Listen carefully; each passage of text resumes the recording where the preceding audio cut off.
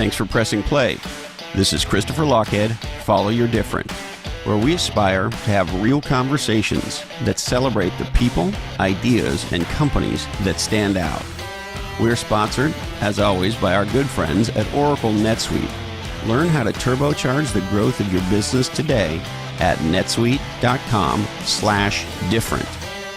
On this episode, we hang out with intimacy expert Allana Pratt, and she's the host of the Intimate Conversations podcast. She's a cum laude graduate of Columbia University, the author of 3 books. She's a celebrity intimacy coach, a regular on CBS, TLC, Fox, and many others. And Alana is also a former showgirl, and she loves to pole dance. We have a fun, playful, powerful, and dare I say, sexy conversation. And we talk about intimacy, relationships, of course, sex, the Me Too movement, what it means to have queen energy, how to own your sexuality, the power of vulnerability, and why Alana says sex is sacred. And we talk about how not to pee on yourself when you jump on a trampoline. You'll get some very key practical insights that you can put to use in your life right away. And just so you know, this conversation is what you might think of as sexy spice. So be forewarned. Check out the show notes for this episode at lochhead, lochhead.com. You'll get the key takeaways and learn more about Alana's eclectic and fantastic background. And now, hey ho, let's go. So how are you, Alana? I'm actually feeling really delicious today. Yeah, very good. Delicious? Thank you for asking. Tell me about feeling delicious. It's one of my favorite words. I don't know if you've ever heard of Dr. Christiane Northrup, big author, Women's Bodies, Women's Wisdom. And we were on this panel together. We were standing in line getting interviewed by the media. And she leans over and she says, "Hey, I heard you pole dance." And I said, "I do. Do you?" She goes, "Yes." So instantly I fell in love with her, and she was on my radio show, and she signed off one of her emails with "Deliciously Christiane." And I'm like, "Oh, you're allowed to do that? You're allowed to sign off emails with something other than sincerely?" And it opened up this Pandora's box of naughtiness and just full self-expression that I'd really never given myself permission to be or give or do or have or any of that. So you were not the, and look, if I get inappropriate, just whack me under the table. But you were not the sort of, and I say this with tremendous respect, the naughty goddess that we've come to know today. Am I allowed to call you that? It was the nerdy, insecure, whatever, dorky girl who always felt out of place, who eventually hopped on my Uncle Phil's 18-wheeler semi from Canada, British Columbia, down to LA to follow my dream. Hey, take off, eh? It was so fun isn't it fun to find other Canadians lurking amongst Americans? Lurking, I love that. Accidentally just... It's true. We, so I moved to the States, and I had been a dancer since I was 5, but, very, very jazz, ballet, tap, little theater stuff, certainly nothing naughty. And then I moved over to Tokyo. They were doing a show in Japan. So instead of failing and going home and working for Pratt's Pharmacy, the little drugstore with the big heart, and taking over the pharmacy, I went to Tokyo. You would have been such a great pharmacist, though, Alana. You think? Pushing pills.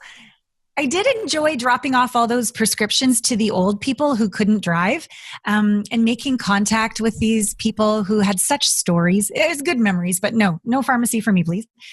I got to Japan, Christopher, and the very first show I had to wear G-string and fishnet tights, and I'd never done that before. And I was so... How old were you? I was 19. Wow. And so what was that like? They said, "Hey, here's your outfit. Where's the rest of it?" Yeah. Isn't it missing some, I don't know, pants or something? That's right. I mean, if I had really enjoyed it to the degree I ought to have, my butt at 49 does not look like my butt looked at 19. I ought to have been proud of its lack of double bounce back then, but but I was I was nervous, and I hadn't really figured out the sacredness of sexuality yet. I hadn't really owned the the power of my radiance. I was just like a little. Well, hold on. I hate to interrupt you, but I'm gonna. What? The what of the sexuality? The sacred what? The who of the who? What? I believe that our sexual energy is life force energy. It's the very same energy that's spinning the planet, very same energy that's blossoming a flower, the very same energy that creates the birth of a child or an orgasm, the birth of a planet. Like it's all that same energy. And So you think the feel birth like of a planet and an orgasm are the same thing? At the core of it, I do. I mean, that's what it feels like to me. What does it feel like to you when you have an orgasm? I never thought it was like the birth of a planet, but I do think it's pretty fucking awesome. Well, thank you. I'm glad we're on the same page here. Yeah, and we're sort of well, it's going to sound terrible, but what the hell? Why? We're going to jump in the pool. We're jumping in here, Alana, and it never gets old, does it? It's always awesome, right? Well, because it's so pure. It's so the root of existence itself through our very bodies. And yet I don't know about you growing up in Montreal, right? They're a lot more open there than British Columbia, but still there's a judgment to sexuality. Like don't touch yourself there. Like wank off when the neighbors aren't coming over for dinner. Like all these like judgments. I still think wank off when the neighbors aren't in the house around, I mean, have a wank for sure, but not when the neighbors are over or is that what we do now, Alana? I don't know. You're telling, is this, what kind of intimacy expert? Are we an orgy expert too? No. But how to turn the neighbors coming over for Super Bowl Sunday into an orgy? I don't know what was happening at your house, but that was not happening at my house. But okay. The idea of, so many of my clients come to me with shame or guilt, or they think they're weird or broken with their sexual desires or the way they choose to make contact or have intimacy or connection, like whatever it takes for them to feel safe, authentic, real, all of that. There's so much shame from society or religion or parents or maybe what a girlfriend had said and I just love being that space where to me it's all beautiful. It's all unique. It's all sacred. It's all this life force energy. And so much of our life of being unapologetic is stop apologizing for our existence, our desires, our uniqueness, and start to hang around with people that think we're pretty cool, as crazy and weird and, dorky or sexy as we are. Amen. Hallelujah, sister. Yeah. So I think I've gotten off on a tangent here about orgies and sex, etc. But that's okay. The point is, this conversations with me have been described as ADHD theater. Perfect. I'm so glad because I'm right along. So welcome to the theater. It sounds like you fit right in. I'm glad. I'm so glad. Where's my whiskey? Okay. So sacred energy, like when we just are spinning in our heads, thinking, trying to do it right, trying to be in control, it's not fun. It's not sexy. It's not, you're not present. But when you drop into your body and you do enough work to forgive yourself and see the good that happened from those mistakes, and you can just be present, there starts to be this buzz in the body, this warmth, an energy, a yumminess. And that's way back to the word delicious, like a delicious capacity to just be in a business meeting, just be playing with your kids, just be with your lover. There's a deliciousness. Yes, sometimes the deliciousness has a bow chicka bow bow energy, like a real sexual energy when we think of like sexuality in the bedroom. But sometimes this delicious energy is tenderness, care, healing, patience, listening. Sometimes it's like creative, like I want to do a podcast, I want to write a book. Sometimes it's very generative. But to me, the sexual energy is all day long, every day. It's sacred. It's our birthright. And when you let it flow in you, as you, and through you, it's like you've got that it factor or that radiance or that invitational, dare ya, with a smile on your face energy kind of all the time. And it helps you navigate really shitty things with more ease and grace. And to me, it makes me feel like I'm never alone. Like the universe is literally got my back and is literally breathing my very breath. Wow. Getting profound on me right off the top here, Alana. Well, okay. No, hey, listen, I'll go wherever you want to go. I can hang out with you, hopefully. Now, I got to ask you, what are the kind of, you started to mention it a little bit, this notion of self-acceptance. So what are the kinds of things that people come to you and say, hey, Alana, I need some help with X? Yeah. Well, I'm getting older and my clients tend to be, for some reason, around my age group, and things are starting to shift in our bodies. Like there's erectile dysfunction, or menopause is happening and they're dry, or they just have sort of lost their libido. They're empty nesters and they're like, what's next? What's next for the couple? What's next for my life? Like there's just these bigger, deeper questions and also physiological things that are happening that, I mean, that never happened to me before. I'm invincible. I'm perfect. Like, oh God, I'm actually not. How do I stay present with myself? How do I stay present with my partner? How do we not shame this, but be curious and move through, sit in the fire and move through it to some solutions and actually get closer to ourselves, closer to our body, closer to our partner? These are some of the issues that people come to me with, and they just don't know how to talk about it. And they certainly don't know how to talk about it with their partner. And so how do you teach people to talk about whatever's up for them in the intimacy domain? How do you teach them to be able to talk about it with you and with their partner? Or Well, I always like to start on the inside first. Although it sounds maybe kind of crazy, I've been trained in all sorts of different things and somatic healing and that our bodies are conscious. So I'll literally say, I don't want to talk to you. I just want to talk to your penis. Or I don't want to talk to you. I just want to talk to your vagina. Or I don't want to talk to you. I just want to talk to your heart. And it's really amazing when you get the cognitive analysis of the mind out of the way and you just go into the body, the awarenesses, the images, the feelings, the body's sensations of our bodies. And more often than not, these quote unquote challenges or dysfunctions that are going on have to do with the way we're talking to ourselves, what we say when we look in the mirror, what we say when we go to the gym, what we say when we put our clothes on, what we say when we watch somebody younger and fitter walk by, or we watch our partner look at that younger, fitter person walk by. All these different things that happen get lodged as experiences in the body, and it's stuck energy. And often that stuck energy might look like not being able to get hard or last or juicy or what have you. But if you go deeper to the message behind it, one, you heal emotionally, spiritually. Two, the body generally comes for the ride, but comes for the ride. And did you get that one, Christopher? Did you? Okay. I'm normally the one telling the cum joke, so I'm just reveling in your Alana-ness. Keep going. Okay, thank you. So generally the body aligns with the inner integration, merging and shifting of that emotional trigger. And then there comes this sense of confidence, but not attached to the result confidence, this ability to put down your walls, open your heart, and just speak what's true. And I give people this little way of speaking that I think goes over quite well. It's called the sandwich. I learned about this back in Toastmasters in the day when I used to run a Toastmasters with table topics. You don't just give somebody this information how they could improve, like critically go for the jugular, because it hurts. You put two pieces of bread on the communication. So you might want to say to your lover, hey, I love you. I love our journey. We've been through it all. You know, you're my best friend. Like something that's genuine, something of gratitude, something that puts their defenses down, something that creates affinity, something that connects the heart, opens the heart. And then the middle of the sandwich would be, and hey. then you whack them. That's right. Where's your 2x4? Get it out. Then you ask permission. Hey, babe, can I say something straight to you? Or can I be straight with you? Or can I tell you what's been on my mind or what's been weighing on my heart? Ask for permission. Again, that allows the other person to prepare, open, and receive. You're not blindsiding them.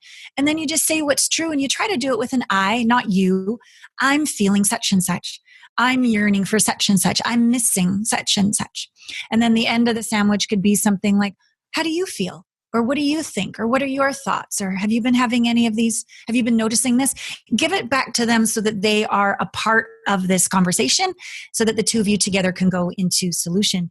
And I find it's exquisite what happens when you present. But it's got to be authentic too, right? Because I mean, I've heard this technique before and similar things and all that, but then sometimes people lay this shit on you, right? And you can tell it's like, oh yeah, here it comes, the shit sandwich. They're giving it to me, right? This is a management technique, right? And so I guess it's like anything.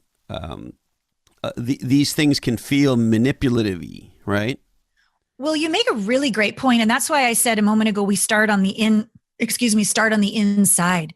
if you haven't come to peace, presence, exhale, allowance with your penis, with your vagina, with your heart, with your soul, with your truth first, you're doing sprinkles on top of an ice cream cone of shit. You are manipulating and strategizing to try to make something happen on the outside. And it feels disgusting to the other person. You're totally right. So you have to own it first. Don't even open your fucking mouth until you're at rest inside first. Contact with self first, then contact with other, then surrender and allow what wants to arise between the two of you. It always has to start inside. And I think that's really the hardest part. There was a lot there. Did you say surrender and what? I don't ever know what I say. What did I say? Surrender and allow what is to arise. What happens to arise. Yes. Okay. I'm just trying to track with you. Well, it's sort of like being interviewed right now by you. Like if I leave myself and I make contact with you first, like, oh, I hope it's going to go well, or what does he think of me? Or if I do any of those kind of things, I've left myself and the conversation is forced. But if I connect with self first, and I'm a dork. I have like little stickers on my walls and on my mirrors, and you're good enough, and you have permission to have it all. Like everybody likes you, and gosh darn it.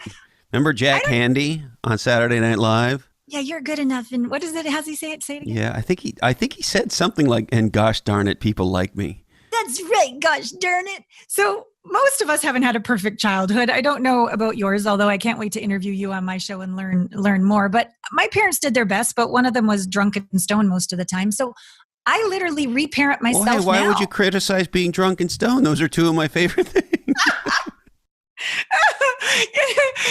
It is true. I've had my fair share of journeys with maybe that. The key part of the sentence was all the time.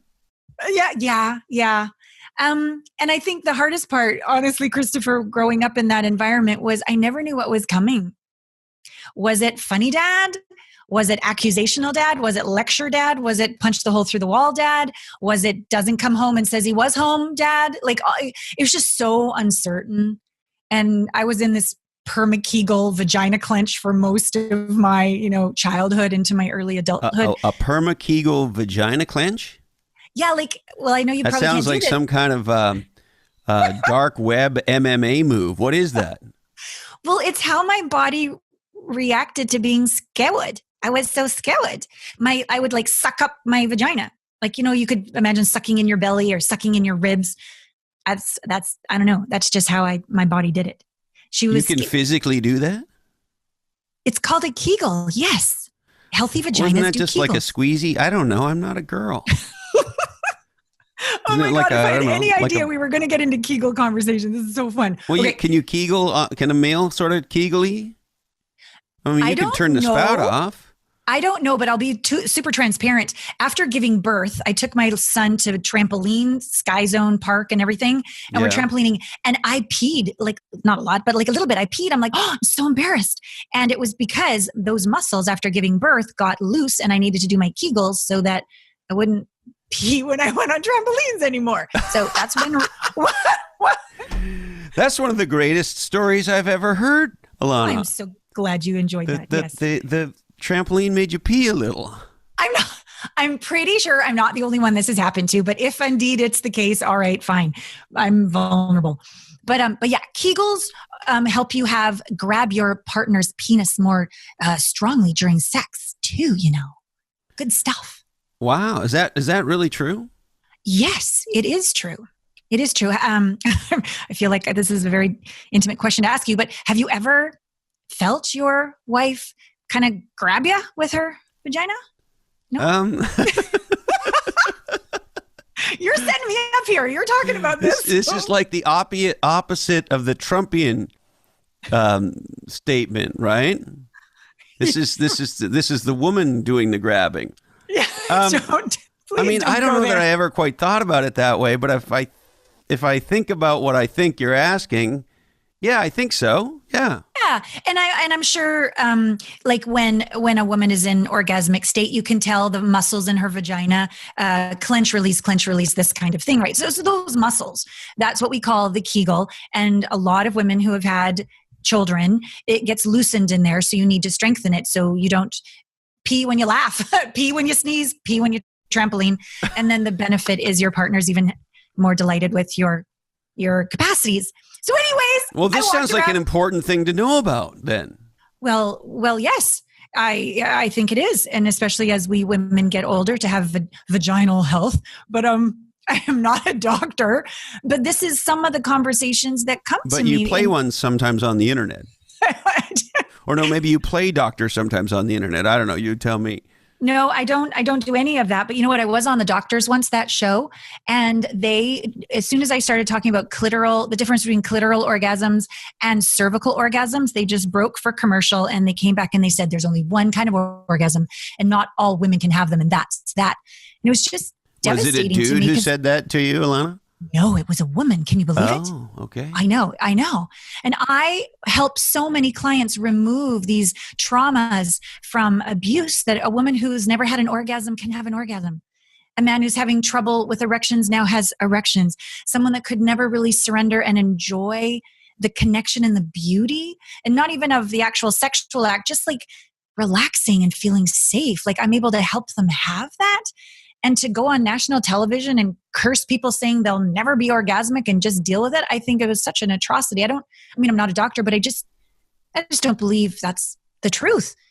I mean, I think you can have maybe not clitoral orgasms or what have you, but I've done enough deep spiritual experiences to have full body orgasmic delights, dancing in nature. Like there's so much possible in meditative states. I was just quite pissed off at that doctor. Did you just say you can have an orgasm dancing in nature? It is a party trick I can pull out anytime. No, but yes, I have had probably only 2 or 3 experiences. Like you might be an amazing person to go camping with then. And you're a Canadian gal, so you got to be tough in the woods. I know. I wear my toque, the whole thing. It's all good. I bet you have a nice toque. I do. I have many toques. Yeah, no, it was strange. I will admit it was a surprise. It wasn't what I was going for. But as I do more work in surrender, sacred sexuality, oneness with the divine, letting go of shame, healing traumas, as I do all my inner work for my clients so that I'm the best I can be for them, this thing happened. I was dancing in the garden and I was I felt so safe. You know, I was sharing before my perma-Kegel growing up. I never felt safe. So I just decided I would let myself feel safe on the planet, in my skin, even though all these things were happening in that moment, I'm going to be safe and let myself have the delight of being alive. And it was a very beautiful experience. And I had this full on like vagina waves kind of internal orgasm. And it was like this full body kind of thing. And I'm like, what the hell just happened? And I wish I could have it be like a party trick, Chris, but it can't. I've never been able to. I mean, I love my garden. I really do. I do. And you may come visit Alana and frolic through and report back. Yeah, and I don't know that I'd quite say that I've frolicked, but I've had a lighthearted time, many a time in the garden. Yeah. And no such experience to report. And I've had euphoric, wonderful experiences, but not that one. Well, too bad, so sad. But keep trying, Christopher. You never know. I will keep trying that in my garden. There's something I need to surrender, I guess. Oh, well, I highly doubt that. But I'm just fucking with you. Just to open our awareness to the possibility that sexual energy is, 1, sacred. 2, it's not just for the bedroom. You can have it all day long in your tender, caring, healing energy, your creative, generate energy, even your standing for your truth, badass, don't fuck with me energy. Even that can be fierce love, not anger. Even that can be a flavor of sexual energy. And of course, our sensual, sacred, energetic, kinky, wild, whatever your authentic flavor is, all of that is life force energy. In you, as you, and through you. You can always be energized. You can always be alive, radiant, vibrant, youthful. It's good for the health. It's good for your point of view. I think it makes you sexy and irresistible. It feels like confidence for no reason, and letting go of attachment to the outcome, letting go of significance and importance. And it just sort of enlivens the delight of being alive, because we all have our challenges. We all have our ups and downs. My God, to be able to return just to this yummy energy, the delight of being alive, and certainly taking this into the Valentine's Day weekend, not from the head. What do I need to do right to be loved, look good, do it right, get this result? But like, what would be delightful? What would be delicious? What would be a celebration of your sexual energy. Let yourself be dorky. Let yourself be kinky. Let it be you. Go a little deeper, wider than usual. Let your creativity fly. That would be my recommendation. That sounds like a wonderful prescription. Now, one of the things that's on my mind as you talk is we live at an incredible time in history, I think, for women in our culture. And over the last plus or minus couple years, look, I don't quite know how to describe it, but there's been a huge awakening. Yes. And I think a huge change. And I think probably on balance, 99% for the good. There are some negative ramifications, but that's true with anything. Yeah. So here's my question, though. So we live at this time where we're striving for equality, and we want to make sure everybody gets treated properly at work, and all this stuff, right? Yeah. So if I'm, and maybe you'll tell me for guys, maybe it should be a bigger issue for guys, but I go to women in my head and say, okay, so if I'm a woman, and on one hand, I want to be taken seriously at work, I want equal pay, I want to be respected, and I don't want to ever be in a situation where I'm threatened or, like, hey, fucking A, be a good person at work, right? I don't know why that's so hard to communicate that people should have, but that's what we're hearing us told, and it makes all the sense in the world. So in that environment where if I was a woman, want that to be true for myself and everyone else. Yes. And at the same time, Alana's saying, hey, man, embrace your sexuality and have fun with it and play with it and all that, if you will, brings out the difference between me and the guys I work with even more. And maybe, am I worried about the wrong messages? And so how does all this fucking work in the Me Too era, I guess, is my question. Great question. So if you can feel into the energy of a woman who's like a damsel in distress, poor me, I'm a victim, life is happening to me, the man's getting paid more, this real okay, so we're clearly not living there anymore. If we move up, in my opinion, the evolutionary scale, we could call it more of like a warrior priestess, like a warrior of the light, like a badass, I deserve equal pay. Like it's like a fiercer energy. Like it's a woman finding her spine, finding her worth, etc. Sometimes that merges over a little too much into the masculine, fair, tit for tat, kind of middle ground energy. And what starts to happen is a judgment of her softness. We no longer see her softness, tenderness, empathy, compassion, listening, cooperative, those energies. We no longer see them as strengths. We only see this, I got to fight for it. And I don't think there's anything wrong about this. I think it's part of the evolutionary unfolding of a woman into what I'll call her queen energy. Okay. So this is, you don't want them to see that you frolic in the garden. You don't want them to know that you have a perma-kegel in you just want to sort of almost turn into this neutered kind of robot kind of thing to play fair and get your right. It's very exhausting for women to be in that. It's scary. Everything is a comparison. You keep track of every little tit for tat, and it's not fulfilling. So my invitation as we're navigating this Me Too era is to move to the next place on this evolutionary scale, which I would call like a queen energy. And a queen energy is absolutely clear with her boundaries, clear with her worth. I mean, she's the fucking queen, right? She's the queen of the place. So she knows her worth already. She doesn't need to prove anything. She doesn't need to conquer over anything. She doesn't need to triumph over everything. She just already knows. When you go into a meeting trying to prove and get your worth as opposed to already knowing it, it's night and day. So there's that. And then a queen has a deeper, wider, broader sort of acknowledgement and owning of all her strengths. Yes, she can be a samurai warrior and get on a horse with her spear and like the rest of them. Fine. And she has this boundary of don't fuck with me. Okay, she's got that. But on the other side, she can just look at you and listen and make you feel so safe, seen, heard, understood. She values the feminine qualities of collaboration. I don't know. Tell me what you know. She's curious. She doesn't need to be in control. There's an energy, as we spoke of the sexual energy, something so big, so wide, so grand, a possibility that nobody's thought about yet in the boardroom of a solution. She's actually the facilitator of that, holding that space. So she's got these deeper energies, these more integrated energies. So she's not going into the meeting with the Me Too movement of, I need to overcome and prove. She's already there. She's already owned it. So she's coming in worthy. And then when you ask for that new way we're going to be at work, when you ask for the raise, when you suggest this is the solution, you're doing it from a different point of view. You will be seen differently, and you will be valuing the whole gamut of what it is to be a woman. And that would be what you do at work. And then when you're at home, you give yourself permission to surrender, to play more, not to have to keep working. You actually feel, like I was saying when I had that crazy dance experience of orgasm, you actually feel like it's okay to surrender. I don't have to figure it all out myself. It's not just up to me. I am co-creating with the divine. I can relax. It is actually safe to have ease. It's actually safe to be myself.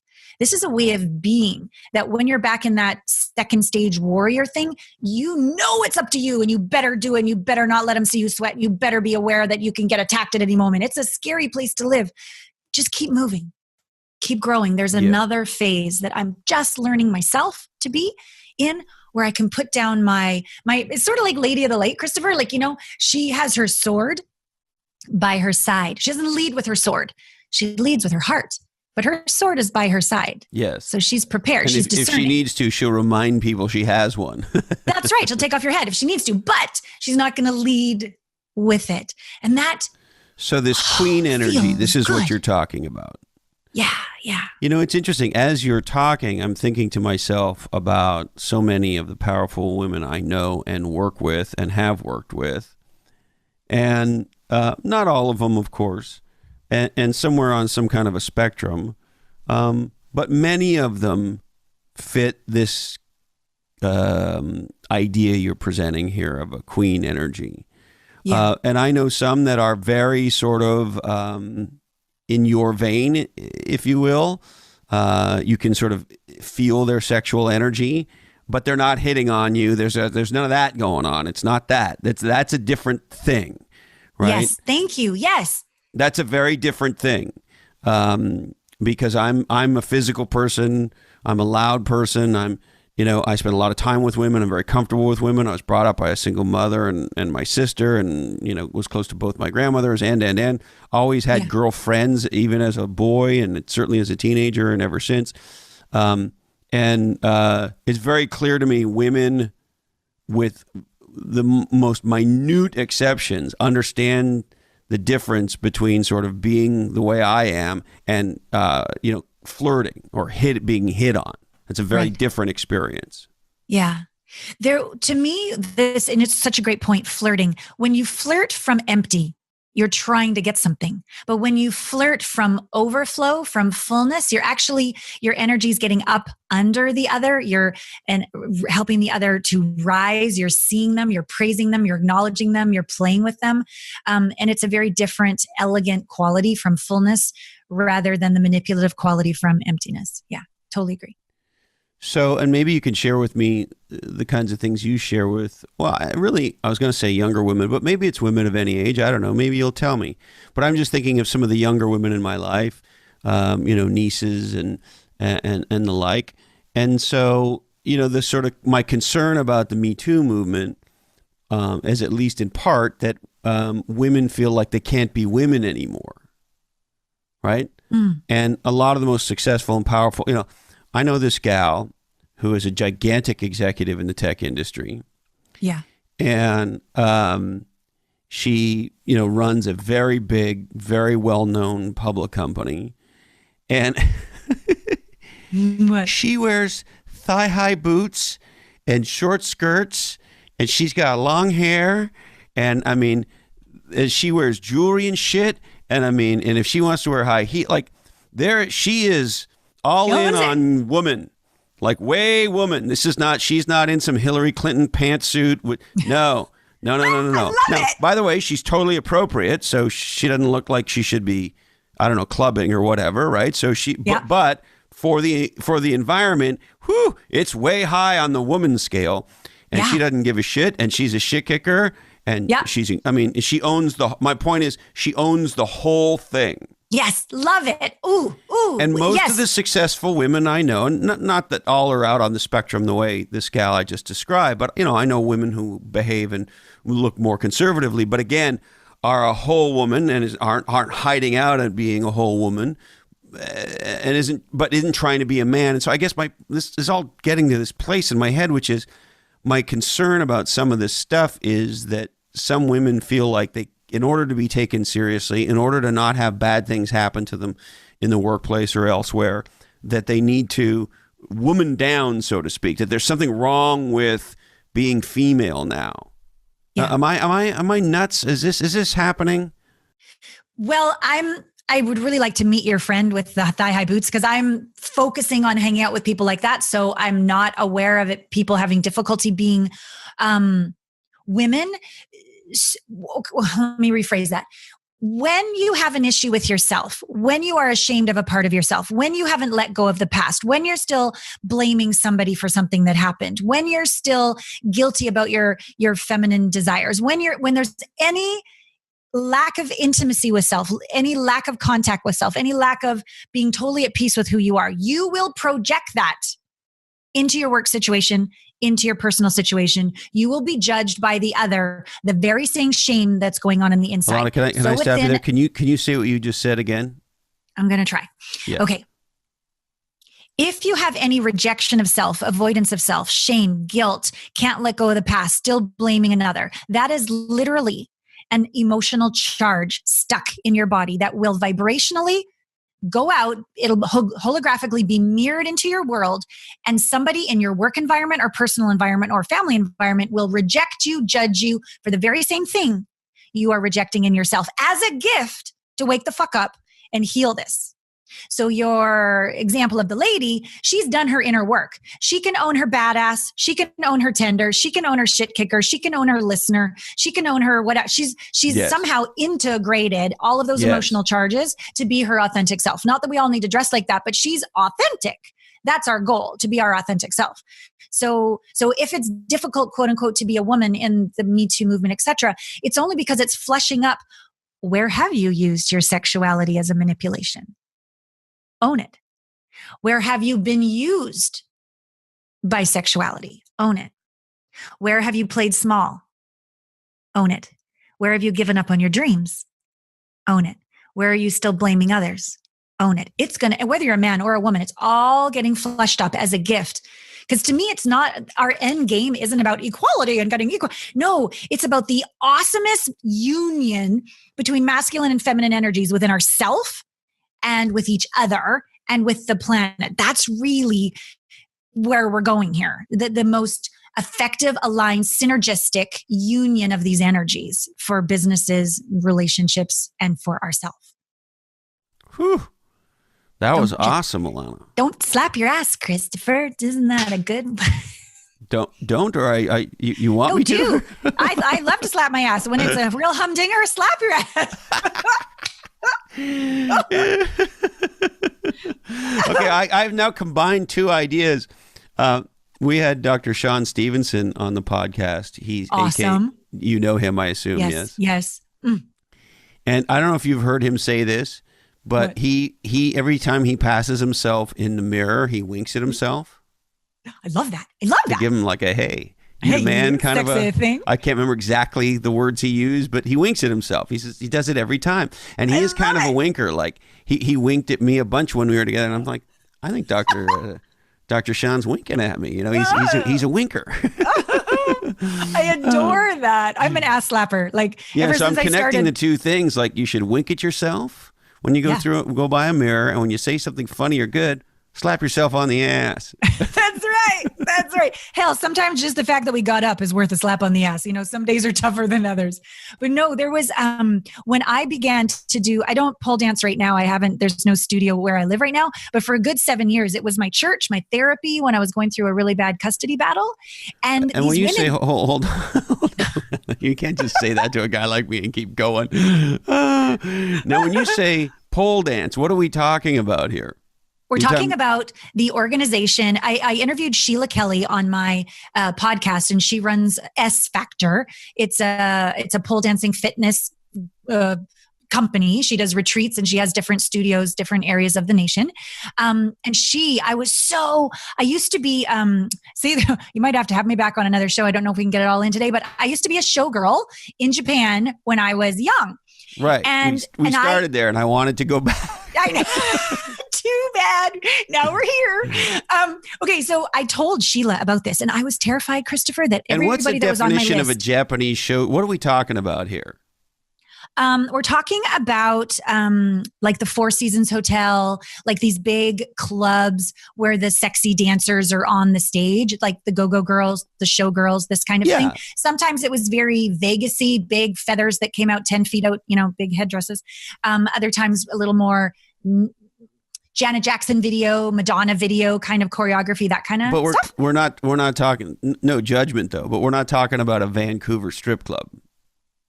I've never been to a Vancouver strip club. Tell me about that. You've never been to a Vancouver strip club? I know, I'm so sheltered, but no. Come on, are you serious? I'm serious. Oh my God. Some of the best strip clubs in the world are in Canada. I'll just say this. It's the only time I've ever seen a adult performer use a remote control tank. Oh, this is reminding me of Bangkok. I have been a little Bangkokian, yes. A little Bangkokian where they're shooting the balloons on the ceiling from their, Yeah, ping pong balls and shit. Sure. I've seen those shows in Bangkok, but I don't know if that still happens in Vancouver, but there was a time.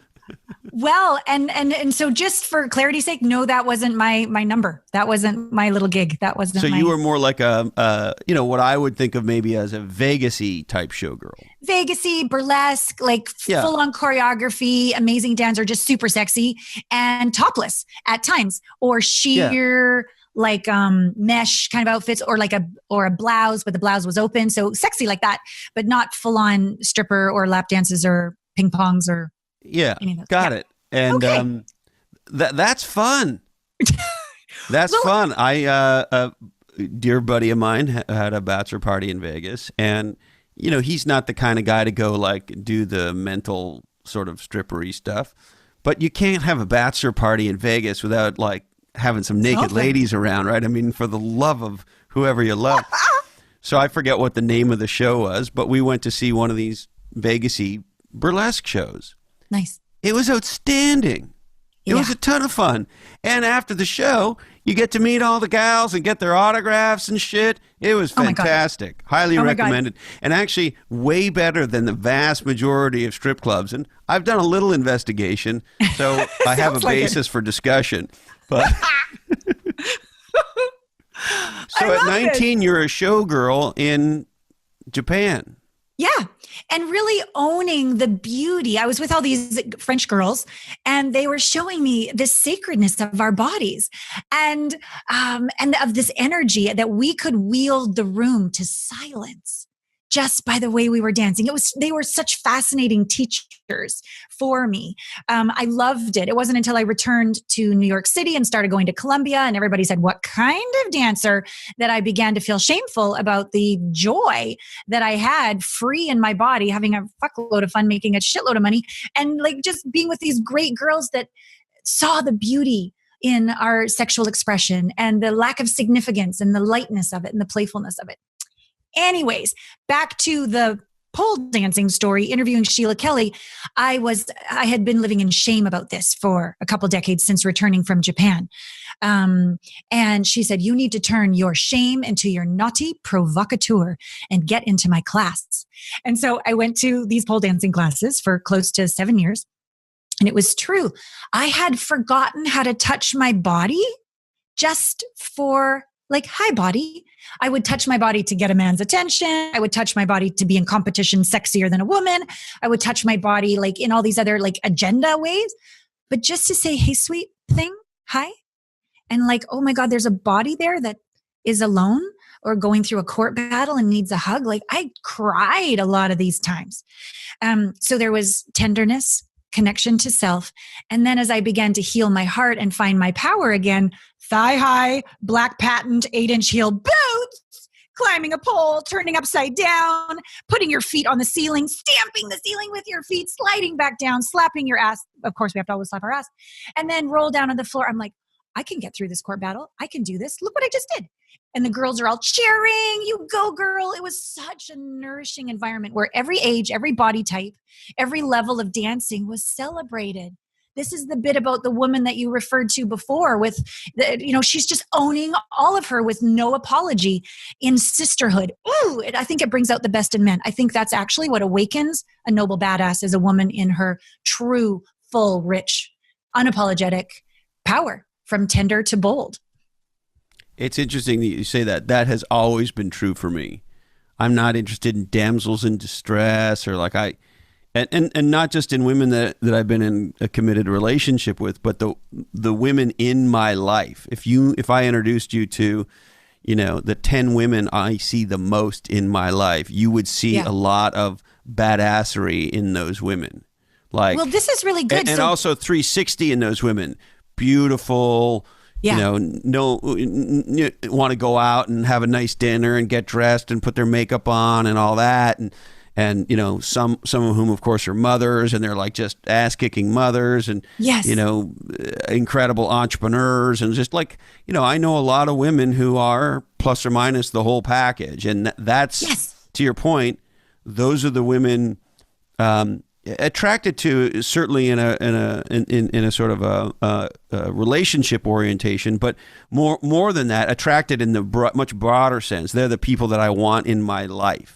Thank you. And if we just stay there for a second and we look at the Me Too movement, the women that are suffering in it or the men that are suffering in it, that's like the shadow feminine, the shadow masculine. This is an invitation to wake up into this full-bodied woman that you're speaking of that awakens the best in you so that both men and women wake up. Like, this is not a bad thing that's going on. This is what the invitation is. And so if you just for a second share with your listeners, like, what happens in you when you're around these amazing women who are living their fullest? Well, I start with the woman I spend the most time with, my wife. I wake up in the morning and I'm just in awe of her, right? She gets more done in the first hour of the day than most people accomplish in a week, I think. She's the single most effective person I know. And so, and the craziest thing is a lot of people who are sort of that, if I could call it task-oriented, result-oriented, tend not to be very creative. Well, the other half of her is insanely creative, is an artist, is a home designer, so I just see like female badassery. Oh, and she swears more than I do. And she's deeply trained in Krav Maga and karate and kickboxing. And God forbid anybody ever try to do something to her, because they'll be lucky if they're not in a pine box. And so everything about her is just this incredible badass woman. And, those are the women that I love. My mother's a, single mother and had to fucking, really make it go. And it was hard to make it go. My sister's the mother of triplet girls. Wow. And all the women in my life, my wife's sisters are fucking ass-kicking, gorgeous, sexy, fun, smart. Most of my buddies are married to women like that. A good friend of mine, Alyssa, mother of 2 boys, head nurse, unbelievable at her job. She's one of my favorite people to surf with. I think she's absolutely gorgeous. She's just fucking, that's the whole thing. Yeah. Yeah. I think what we're really getting at, which I love, is that when we do enough of our inner work to put to rest the demons or the doubts or the shames or what have you, and we just start being unapologetically who we are, not only does our life work, we wake up the best in others. We bring out the best in others. And that's really, if I had to what I want to do with my practice in my life is just, if people can be unapologetically who they are, slap their ass a lot, drink whiskey from time to time, dance in gardens. I don't know, all these fun things, and be free. We wake up the best in each other, and the world is going to go in the direction that we choose. And if we instead do the opposite and blame or hide or blame ourselves or stay in shame or are in these trepidatious states where we're not even free to be who we are or say what we desire, again, from the boardroom to the bedroom, the same thing, that's when we suffer. That's when the planet suffers. So to give yourself permission this Valentine's Day, but like every friggin' day, fall madly in love with who you are, even the wobbly parts, especially the wobbly parts. So there's no inner conflict. So you can just be present and then be brave, be bold, speak from your best self, go for it. You've only got one life, at least this round, and live it and give it and slap your ass and hang out with people that see the best in you and be willing to let go of the ones that don't. Thank you for the lesson. Thank you for the gift. And I'm moving on now, you know?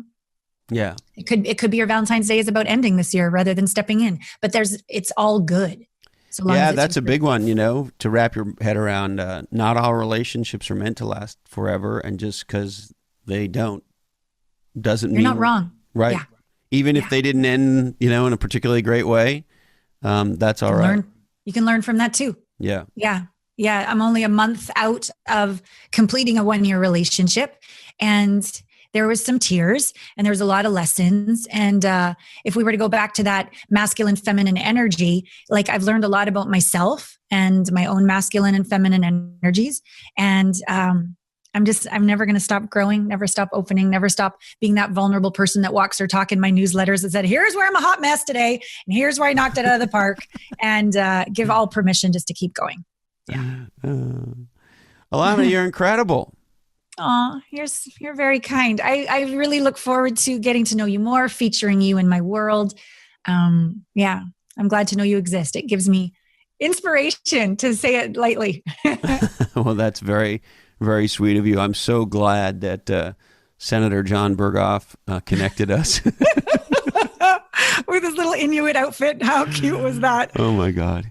He is so funny. And he's one of these very subversively funny people. Yes, yes. Right? Because he looks like a, mild-mannered, and he presents himself in a very professional kind of way. But there's this whole other thing. He came to me the second morning after I met him. He's like, I stalked you on YouTube. I got to introduce you to my friend Chris. You guys got to get on the show together. You're funny. And so I'm like, oh, okay. Thank you. Well, Alana, this has been great. Happy Valentine's. Oh, I've been told it's Valentine's week now. Oh, okay. So happy Valentine's week. Beautiful. And I wish you a wonderful week with your luscious wife, who seems amazing. Great choice for both of you. And thanks for being examples of what's possible. Well, thank you for being an opening for creating what's possible. Thank you. Happy Valentine's. Whew. Allana Pratt, how'd you like that? Now, as you know, family-owned businesses are the lifeblood of the economy.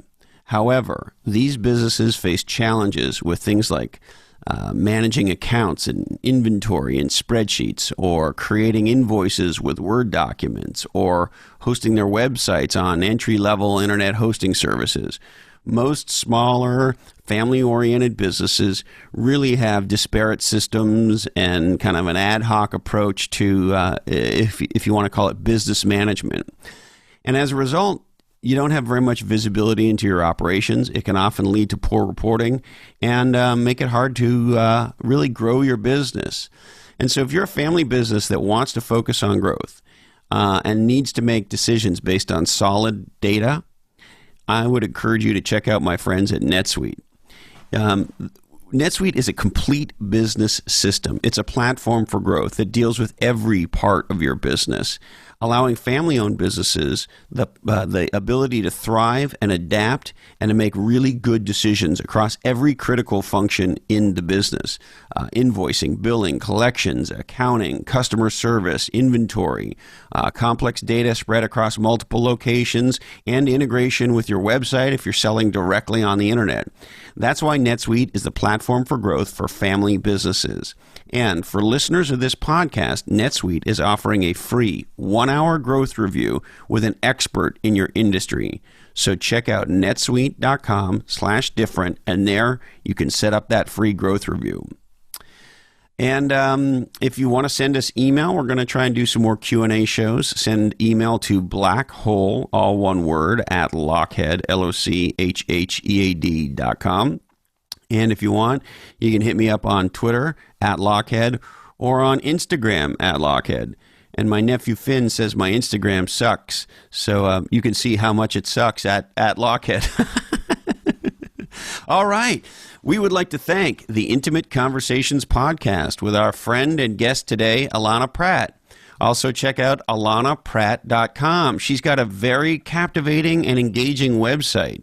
It's ALLANAPRATT.com. Niche Down, How to Become Legendary by Being Different, the #1 bestseller by Heather Clancy and myself. Check it out on Amazon.com. Niche Down. OneLifeFullyLived.org. We're the nonprofit helping you plan, dream, plan, and live your best life. We try to take all of the best thinking about financial planning and financial literacy, as well as some entrepreneurship and personal development, and roll it all together in a very cost-effective package. So check out onelifefullylived.org.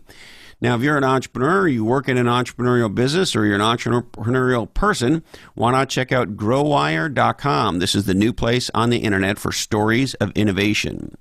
And are you at a point where you need some help? Is it time for an assistant? Have you thought about maybe a virtual assistant? Why not leverage the power of a virtual assistant at bottleneck.online today? And if you're in the San Francisco Bay Area, the Silicon Valley area, and you are a enterprise business, that is to say in the B2B space, check out Atranet, ATRE.net. Atranet has been building B2B websites for enterprise businesses in Silicon Valley for over 20 years, and they will make your website behave and act just like your best spokesperson. Check out Atranet. And a nonprofit we love, Kiva.org, helping small entrepreneurs in the developing world with microfinance loans. To make a difference, check out kiva.org. All right, I need to remind you that this oddcast is the sole property of the Lochhead Oddcast Network, and all rights do remain perturbed. We must warn you that this oddcast is clearly produced in a studio that does contain nuts. Teach intimacy. Remember that make sex fun, or make fun sex. I don't know. Make fun sexy. Make sexy fun. Make fun sex. Sex. Fun. Please take note that this oddcast may contain some very bad ideas, and generally goes down easier with an adult beverage. Don't be lame. Get out of the passing lane. Remember to channel your Queen energy. And while you're at it, listen to Queen. Thank you so much, Candy Dandy. I love you, Mom and Dad. Hey, Colin, this oddcast really ties the room together, doesn't it? Today, our deepest apologies go out to Richard Kelly, chairman of Pacific Gas and Electric. Sorry, Dick, we just ran out of time for you. Thank you so much for investing part of your life with me, and until next time, follow your different.